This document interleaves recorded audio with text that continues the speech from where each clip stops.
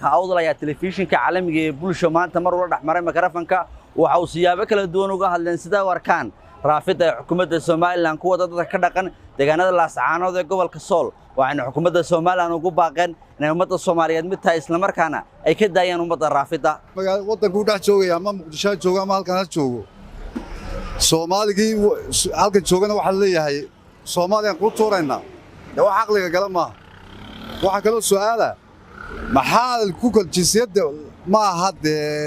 Soomaaliya gobol iyo waxa ma jinsiyadu waxa weey waa wax dhuuxa ku samaysan Soomaalinimada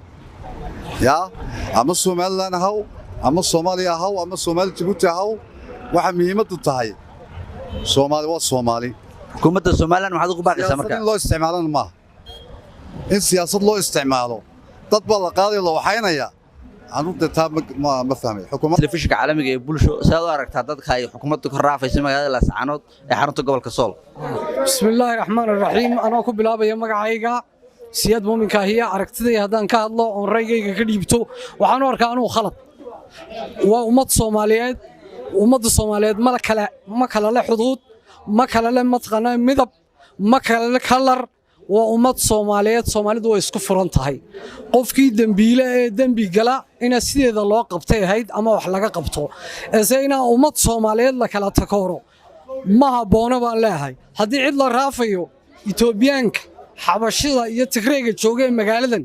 maqaaxii laga qadayn kari laayay laamiyadii laga mari laayay kuwaas ayna la raafo oo bulshada laga qabto ayaa ku haboona kuwa kale ina wax laga qabto ahaa kuwa Suuriyaanka soo qaxay ama taqaanay masaajidadii laga tukan laayay inay dawladdu wax ka qabatay hay'ad ama ay xariiq qaxootiga geyso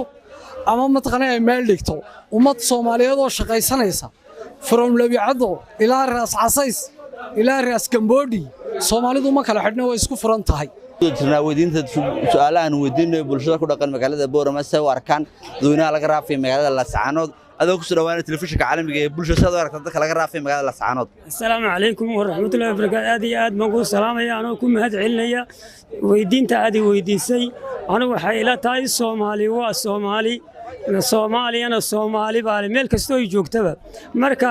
shii waxa la yiri cirka sare shimbiru gacay asar gaaban dabadeed soo dhigay cagaha ma horaayo ciidee marka ninka caradu la fogaato iska soo naqaan leeyahay anigu wax midab waan wada leenahay dhulka waan dhaqanka waan wada leenahay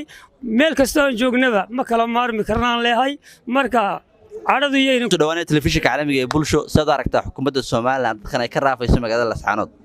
ma baanayn dadka la raafo laakiin qofka marka la raafayo de hantidiisa lagu daraa takali haateen anigu aan la yaabay waxa weeye qofkii oo caruurtiisii ay joogto magaalada isagiina la kaxaynayo qofka kaxee macal hantidiisa ku dar ceeb ma laakiin aanu taa waan dhaliilay waan diiday waa laga qurux badaya waxa weeyaan qofka hadaad kaxaynayso hantidiisa iyo waxa uu leeyahay caruurtiisa ku dar adoo ku soo dhawaanaya telefishinka caalamiga ee bulsho sida aragtay dadkan xukuumadda Soomaaliland ka raafayso ee magaalada Laascaanood wax badan baa jira bismillaahir rahmaanir rahiim allahumma salli ala sayyidina Muhammad wa ala sayyidina Muhammad sallallahu alayhi wasallam wax badan baan ku hadlaynaa ummaddu waa ummade waa mide ummadda yaan la raafi balle colaadna yaan la dhaxdhig ummad raaf u baahan way jirtaa 86 milyan oo halkan la sugay dadkaas baa loo baahan yahay in wadanka laga raafo oromadaad ka soo raaftaan Hargeysa Boormaad ku soo daadaysan ka daaya haddoo soo gubdiya Boorma yaa lagu soo celin meelna inaad dadka raaftaan meelna aad ku soo daadaysan loo baahna daas nidaamka wada bilaabaysan ummadda u baahan raafka waa u baahan leh raafa dadka Soomaaliga ee bulsho sida aragtaa dadka ay xukuumaddu ka raafayso magaalada Laascaanood bismillaahir rahmaanir rahiim waa magacaygu waa Mahdi Cabdullaahi Maxamed weeyaan iyo arrinka markaan anu eego xukuumaddu way ku saxsan tahay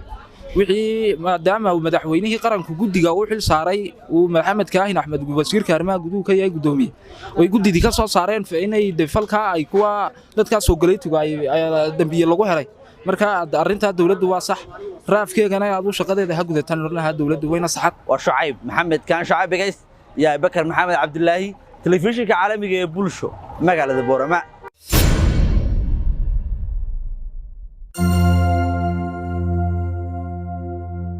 hadal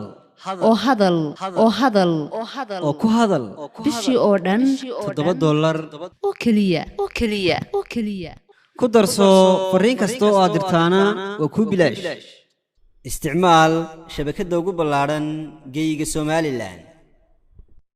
haddaba si aad ugu shubato adeega kaafiye fadlan garaac xidig 8 eber 8 afargees ama xidig 2 eber 2 afargees tayo waa Telesom